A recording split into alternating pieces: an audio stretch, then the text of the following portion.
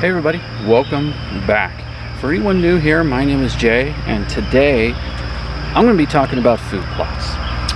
Specifically, this is if you're a beginner looking for advice on how to put in your first food plot, or just looking to learn a little bit from a beginner's perspective, this video is definitely for you. What I'm going to go over is really what you need to get yourself started and to have something, have your plot ready to plant whenever the time comes for whatever you're planting. This is going to assume that you already have a good location picked out for a food plot. You know, the place of the plot makes sense, it's in good relation to movement, all of that. I'll make a separate video on food plot placement and that kind of strategy. So, number one thing before we do anything to the plot, please get a soil test done. This will only help you in the long run. It'll tell you exactly how much fertilizer you need to put down. It'll let you know what the pH currently is. That way you can get the soil to what it needs to be able to give you the best possible crop yield. You'll spend a lot less money on fertilizer and anything else that might need to be added if you just get the soil test done. I can't stress it enough. It's one of the biggest failures I see people make, is they don't get a soil test done and wonder why their food plot failed. So, soil test. Now, number two, we got to prepare this plot, right? How do we do that? I go with a no-till method. I think it's the most budget-friendly method out there. I understand people, if you have a tractor, if you have a big tiller, a big plow, or whatever, or a big drill, that's great. Use it. I'm not saying don't use it.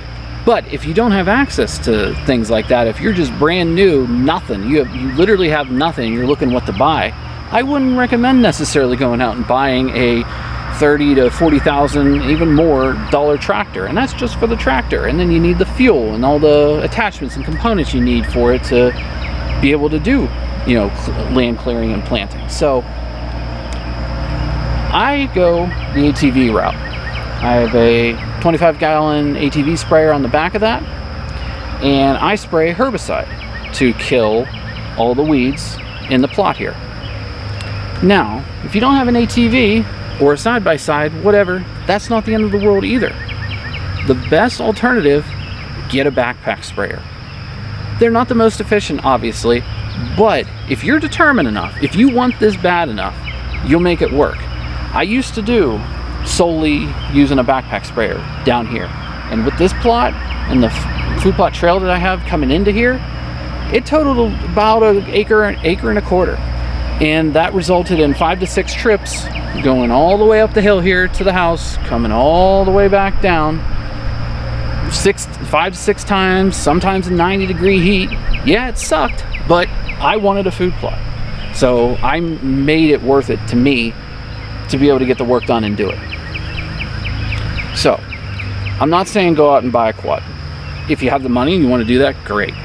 But a backpack sprayer will do you fine. You just have to figure out how many trips you have to make and how big your plot is to be able to cover the plot with the herbicide. Now let's get into the herbicide, because I'm sure you're wondering, how many ounces per gallon or whatever, or, to spray or whatever. You don't have to worry about that when it comes to food plotting. That's more farmer, agricultural practices and such. The two chemicals that I use are glyphosate and 2,4-D. Glyphosate, a lot of bad things out there on the internet about glyphosate. I don't believe them. That's just me. I'm not here to get into a debate about glyphosate, so please don't take it like that. Glyphosate is the weakest chemical out there that you can possibly use. I use 2 quarts per acre of glyphosate and then 1 pint per acre of 2,4-D. That combination will get a good kill on most weeds. Now, we start talking about smartweed and pigweed. That can be a problem. You may need to use stronger chemicals to get rid of those particular weeds or whatever. But that combination, I've been using that for 5-6 years now, and doing that 3 times. Once, usually in the early week of May, something like that, when spring green up happens. Once right about now, mid-June-ish, and then once towards end of July, something like that. Now, you're probably wondering, okay, well, what if I want to start this right now? It's already past May and we're already in mid-June. Well, depending on the size of your plot, and again, it's how bad do you want to do this? You could get a lawnmower, riding mower, push mower, or a weed whacker and go and clear everything out yourself. Then wait about a week, then come down and spray. That's kind of what I had to do here, because I had a little bit of a spraying failure on my first spraying that I did back in May. I had my father-in-law come down and run his mower deck across this whole field here, because the spray that I did, it didn't really take that well. I probably killed about half the plot, but that wasn't good enough for me. So I had someone come down and just take care of this, cut it as low as we possibly could. Then a week later from that, I come down here and spray. You may also be wondering, why am I also thinking no-till as opposed to, you could rent a rototiller, for instance, especially if the plot's small enough. You see with this area here, it's very hilly. Honestly, on this property, I don't even know if there is a flat spot. So if I were to till all this up, eventually, especially with this year, how much rain we're getting, erosion would take away all this good topsoil here and push it all the way down to the corner, and the quality of soil here would end up being garbage eventually. So I'm not working the soil, I'm not doing anything like that. I really like doing no-till, and I think it's the most cost effective. That right there will get you started, guys. That'll get doing a soil test, getting the area cleared, whether you're doing it late or early, spraying. That'll take you into August, and that's usually when most cool season annuals are planted. It depends on what part of the country you're in, of course. The further north you are, the earlier your plant date is, as opposed to as the further south you go. But that should get you to that point. So let's think about this. Let's recap. Soil test, what's that cost? Maybe $25, $30. I know that's what mine usually costs per test. The backpack sprayer, we're going to take that into account. We're going to pretend the quad doesn't exist. We just have a backpack sprayer. I would get a good backpack sprayer. If you get something battery powered, that'd be even better, so you don't have to keep pumping it the entire time.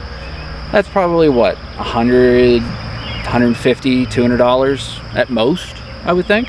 Then the chemicals. Glyphosate, 2,4-D, or 2.5 gallon jug of glyphosate is, depending on where you get it, I'd say $40 to $70.